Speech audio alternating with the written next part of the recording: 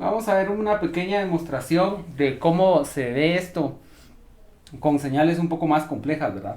Entonces, acá tenemos pues importación de librerías básicas y ahora lo que yo voy a utilizar acá es mi función, que es muy parecida a la que ya habíamos dibujado, solo que aquí tengo una señal con una 1.5 Hz de frecuencia.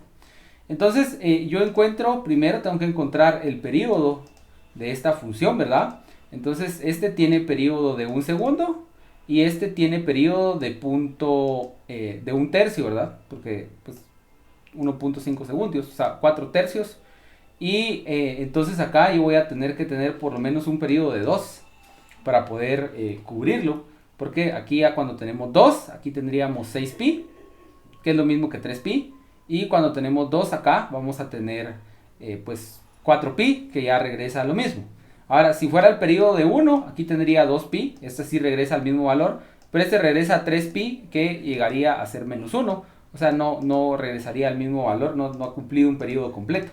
No caería en completando un periodo completo. Ahorita vamos a ver qué es lo que pasa si yo hago ese 1 ahí. Entonces, ya tengo mi periodo, yo sé que el ancho de banda es de 1.5 y entonces voy a utilizar ese ancho de banda y voy a usar mi frecuencia de muestreo como dos veces el ancho de banda. En este caso va a ser 3 Hz, o sea 3 muestras por segundo.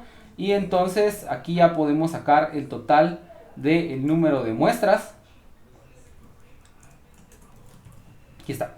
Entonces tenemos que sería el periodo dividido el periodo de muestreo. Acá tenemos el número de muestras y yo hago una representación de un periodo y una representación de 3 periodos. Entonces acá podemos ver la señal.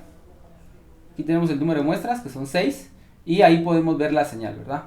Y entonces ahora yo voy a calcular las muestras de esta función. Y entonces las muestras simplemente van a ser, pues, evaluar en los espacios que corresponden, que sería partir desde 0 hasta el periodo menos un periodo de muestreo en n pedazos.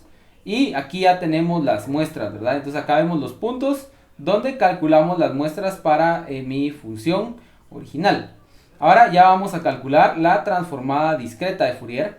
Como ven, yo voy a usar el phi, que es el ángulo 2pi partido n, y voy a utilizar el número complejo, que sería nuestro omega sub n en este caso, y tal y como les había dicho anteriormente, acá podemos usar esta combinación de omega elevado a la k por n para poder nosotros calcular la transformada discreta de Fourier.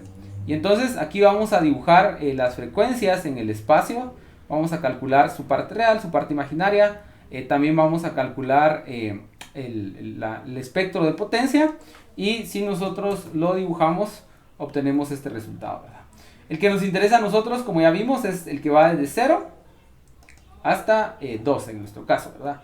Entonces ahí ya tenemos lo que nos interesa del espectro de potencia acá.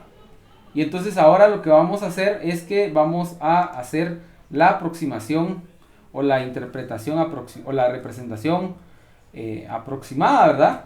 Y entonces para eso yo sumo todos los componentes de frecuencia. Y entonces acá ustedes pueden ver punteado en rojo está la señal original, punteado en azul está la señal que reconstruimos utilizando pues la fórmula de los A. Aquí hubo un pequeño cálculo o un pequeño punto inicial, o más bien el punto medio. Si tenemos un caso par, sabemos que ese punto medio no tiene un representante dentro de la serie dentro de la transformada discreta de Fourier, así que ese no corresponde a 2a partido n, sino solo a 1 partido n. Entonces por eso es que lo estoy haciendo así aquí. Y aquí reconstruyo la suma, ¿verdad? La suma de funciones aproximadas. Y entonces, ya con esto, nosotros vemos cuál es el funcionamiento de estos que están acá. Y notemos qué es lo que pasa si yo decido aquí usar un periodo de 1 con una frecuencia de 3. Entonces esto se convierte en algo muy pequeño, ¿verdad? Veamos las muestras. Solo vamos a tener estas 3 muestras.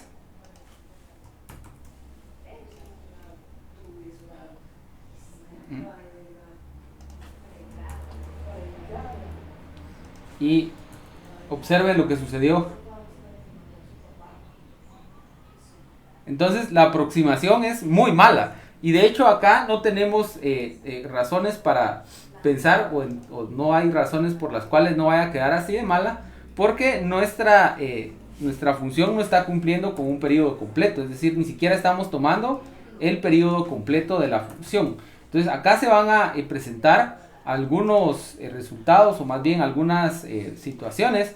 Una de ellas es el efecto del aliasing y otra es el efecto del leakage. Son dos efectos diferentes que ustedes van a investigar cómo funcionan, ¿verdad? Y cómo vamos a poder nosotros tratar de alguna manera minimizar los riesgos de esto.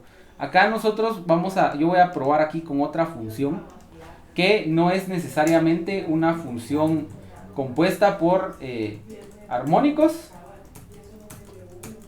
sino que es una función que ya vamos a ver cuál es. Entonces este periodo de esta función es de 2 y el ancho de banda que nosotros decidamos, en este caso yo por ejemplo voy a escoger un 10 como ancho de banda.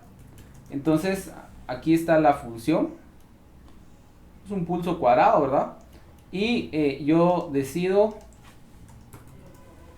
aquí está el periodo. De hecho acá dibujé más de un periodo, ¿verdad? Y acá están las muestras que yo decidí tomar 10, o sea que realmente estoy tomando total de 20, porque escogí el ancho de banda como 10, entonces acá tomo un total de 20, pero realmente solo 5 de estas me van a servir para algo. Y entonces acá ya tenemos el espectro de potencia, simétrico como nosotros lo esperábamos, ¿verdad? Esta mitad, o de hecho realmente una cuarta parte de esto que llega hasta 10 es lo que me va a servir. Y si se dan cuenta, aquí las componentes son de muy alta frecuencia, no son de muy baja frecuencia, perdón, no hay muchas componentes de alta frecuencia. Recuerden que acá estoy suponiendo que la función puede ser representada con exponentes de esas frecuencias. Y entonces como ven, aquí obtengo la reconstrucción usando funciones sinusoidales, ¿verdad? Aquí está la reconstrucción. No queda precisamente muy bien, pero si nosotros tomamos bastantes muestras de esto, ya vamos a ver que este que está acá tiene un espectro, no es de banda limitada, es decir, nunca la vamos a poder completamente representar de forma correcta con esto, pero sí podemos hacer una aproximación bastante buena. Y entonces vamos a calcular las muestras.